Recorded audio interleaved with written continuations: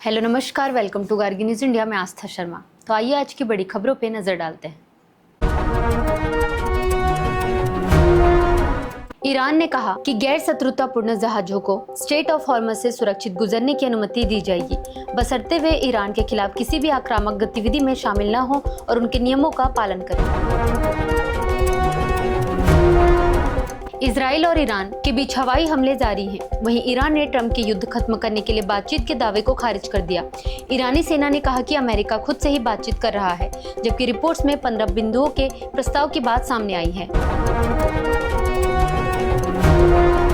Donald Trump ने Iran पर हमले की धमकी 5 दिन के लिए टालने के बाद प्राइम मिनिस्टर नरेंद्र मोदी से फोन पर वेस्ट एशिया की स्थिति पर चर्चा की। दोनों नेताओं ने खास तौर पर स्ट्रेट ऑफ हॉर्मज को खुला रखने की अहमियत पर जोर दिया। राहुल गांधी ने प्रधानमंत्री की विदेश नीति को दुनिया भर में मजाक बताते हुए आरोप लगाया कि यह अब देश की बजाय केवल प्रधानमंत्री का व्यक्तिगत मामला बन गई है। वहीं कांग्रेस अध्यक्ष मल्लिकार्जुन खड़गे ने ऊर्जा संकट को लेकर सरकार से जवाब मांगे और स्थिति पर स्पष्टता देने की मांग की। पुनीत गुप्ता को डीएनपीए का चेयरपर्सन और अनंत गोयनका को वाइस चेयर नियुक्त किया गया है। डीएनपीए की सीईओ सुजाता गुप्ता ने कहा कि इन दोनों के नेतृत्व में संगठन ठोस परिणाम देने की दिशा में आगे बढ़ेगा। पश्चिम एशिया में तनाव के बीच भारत आने वाले 2 एलपीजी कैरियर सुरक्षित रूप से स्ट्रेट ऑफ हॉर्मज पार कर चुके हैं और जल्द ही भारत पहुंचेंगे। इससे पहले एमटी शिवालिक और एमटी नंदा देवी टैंकर भी सुरक्षित रूप से भारत पहुंच चुके हैं, जिससे सप्लाई को लेकर राहत मिली है। आंध्र प्रदेश के मंत्री एस सविता ने रूरल डेवलपमेंट ट्रस्ट को एफसीआरए की मंजूरी मिलने को रायलसीमा के लिए लाइफलाइन की बहाली बताया। उन्होंने कहा कि आरडीटी स्वास्थ्य शिक्षा, दिव्यांग सहायता, गरीबों के आवास, महिला सशक्तिकरण, खेल और किसानों की मदद जैसे कई अहम क्षेत्रों में अहम काम कर रहा है। प्रधानमंत्री ने कहा कि भारत के पास पर्याप्त कच्चे तेल का भंडारण और सप्लाई की व्यवस्था है, इसलिए घबराने की जरूरत नहीं है। सरकार ने आज सर्वदलीय बैठक बुलाई है। वहीं मोदी ने राज्यसभा में कहा कि संसद को शांति और संवाद के लिए एकजुट होकर बोलना चाहिए। जम्मू कश्मीर में सिर्फ जम्मू और कश्मीर ही नहीं बल्कि चिनाब और पीर पंजाल नाम से 2 नए डिवीजन बनाने का प्रस्ताव सामने आया है। पीडीपी नेता वहीद उर रहमान पारा शुक्रवार से शुरू होने वाले विधानसभा सत्र में इस संबंध में प्राइवेट मेंबर बिल पेश करेंगे। तेलंगाना भाजपा प्रमुख एन रामचंद्र राव ने कहा कि सीमांकन सिर्फ जनसंख्या के आधार पर नहीं होगा और इस मुद्दे पर कांग्रेस गलत प्रचार कर रही है। उन्होंने कहा कि अगर केवल जनसंख्या को आधार बनाया गया तो दक्षिणी राज्यों की लोकसभा सीटों की संख्या काफी कम हो सकती है। श्रीलंका के राष्ट्रपति ने प्रधानमंत्री नरेंद्र मोदी से फोन पर बातचीत कर पश्चिम एशिया की स्थिति पर चर्चा की।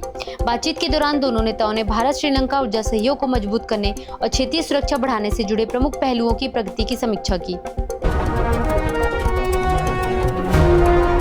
लोकसभा ने विपक्ष के विरोध के बीच ट्रांसजेंडर बिल पास कर दिया। विपक्षी सांसदों ने इसे जल्दबाजी में लाया गया और पिछड़े कदम वाला बताते हुए सदन से वॉकआउट किया। पश्चिम एशिया में तनाव के बीच भारत आने वाले 2 एलपीजी कैरियर सुरक्षित रूप से स्ट्रेट ऑफ हॉर्मज पार कर चुके हैं और जल्द ही भारतीय तट पर पहुंचेंगे। महिला आरक्षण कानून में संशोधन को लेकर विपक्ष ने सर्वदलीय बैठक की मांग की और सरकार से विस्तृत नोट देने को कहा। कांग्रेस अध्यक्ष मल्लिकार्जुन खड़गे के नेतृत्व में विपक्ष ने संसदीय कार्य मंत्री किरेन रिजिजू को पत्र लिखकर इस पर जानकारी मांगी है। राजनाथ सिंह ने कहा कि पश्चिम एशिया संघर्ष से मिले सबक के आधार पर एक व्यापक सुरक्षा रोड मैप तैयार किया जाएगा। उन्हें वैश्विक और क्षेत्रीय सुरक्षा हालात की जानकारी दी गई, जिसके मद्देनजर रणनीति मजबूत करने पर जोर दिया गया। केंद्र सरकार ने विपक्ष के विरोध के बीच लोकसभा में एफसीआरए संशोधन विधेयक पेश किया। गृह राज्य मंत्री नित्यानंद राय ने कहा कि इस बिल का उद्देश्य विदेश से मिलने वाले फंड में पारदर्शिता बढ़ाना और उसके सही उपयोग को सुनिश्चित करना है।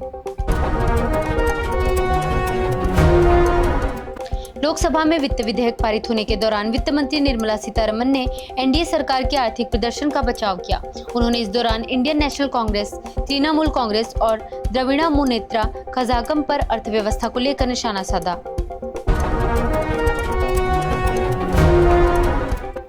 रक्षा मंत्री राजनाथ सिंह ने वेस्ट एशिया संकट और अमेरिका ईरान युद्ध पर सर्वदलीय बैठक की अध्यक्षता की, जिसमें एस जयशंकर और हरदीप सिंह पुरी शामिल हुए। वहीं विपक्ष के नेता राहुल गांधी इस बैठक में शामिल नहीं हुए, जिससे राजनीतिक मतभेद भी सामने आए। भारत ने अपने नए 2035 जलवायु रोड मैप में 60% बिजली उत्पादन साफ ऊर्जा स्रोतों से करने और उत्सर्जन घटाने का लक्ष्य रखा है। भारत ने अपना 2030 का 50% नॉन फॉसिल फ्यूल क्षमता का लक्ष्य 5 साल पहले ही हासिल कर लिया, जिसके बाद सरकार ने अपने लक्ष्य और आगे बढ़ा दिए हैं। अदालत के आदेश को लेकर एक व्यक्ति ने सीजीआई सूर्यकांत के भाई को फोन किया, जिस पर उन्हें सख्त चेतावनी दी गई। इस मामले में सीजीआई सूर्यकांत ने याचिकाकर्ता के पिता के खिलाफ अवमानना कार्रवाई पर सवाल उठाया। उत्तर प्रदेश के मुख्यमंत्री योगी आदित्यनाथ द्वारा 25,000 करोड़ के पूछ एआई समझौते की घोषणा के बाद स्टार्टअप की साख को लेकर सवाल उठने लगे हैं। सोशल मीडिया पर इस एआई कंपनी की विश्वसनीयता को लेकर तीखी आलोचना हो रही है, जिससे यह समझौता जांच के दायरे में आ गया है। जापान के प्रधानमंत्री साने ताकाइची ने अंतर्राष्ट्रीय ऊर्जा एजेंसी के प्रमुख से अनुरोध किया है कि मध्य पूर्व संकट को देखते हुए तेल भंडार से और अधिक रिलीज की तैयारी की जाए। यह कदम वैश्विक तेल आपूर्ति पर बढ़ते दबाव और ऊर्जा संकट के खतरे को कम करने के लिए उठाया जा रहा है। भारत ने अप्रैल डिलीवरी के लिए रूस से लगभग 6 करोड़ बैरल तेल खरीदने का सौदा किया है। रिपोर्ट के मुताबिक ये कार्गो ब्रेंट कीमत से $5 से $15 प्रति बैरल प्रीमियम पर बुक किए गए हैं। ईरान ने एक बार फिर अमेरिका के साथ किसी भी बातचीत से इनकार करते हुए कहा कि कोई सीधी या परोक्ष वार्ता नहीं हुई है। वहीं पाकिस्तान ने अमेरिका के राष्ट्रपति डोनाल्ड ट्रंप की 15 बिंदु युद्ध विराम योजना ईरान को सौंप दी है, लेकिन तेहरान ने इस पर संदेह जताते हुए बातचीत से दूरी बनाए रखी है। तो ये थी आज की बड़ी खबरें। बने रहिए गार्गी न्यूज इंडिया के साथ। मैं आस्था शर्मा, धन्यवाद।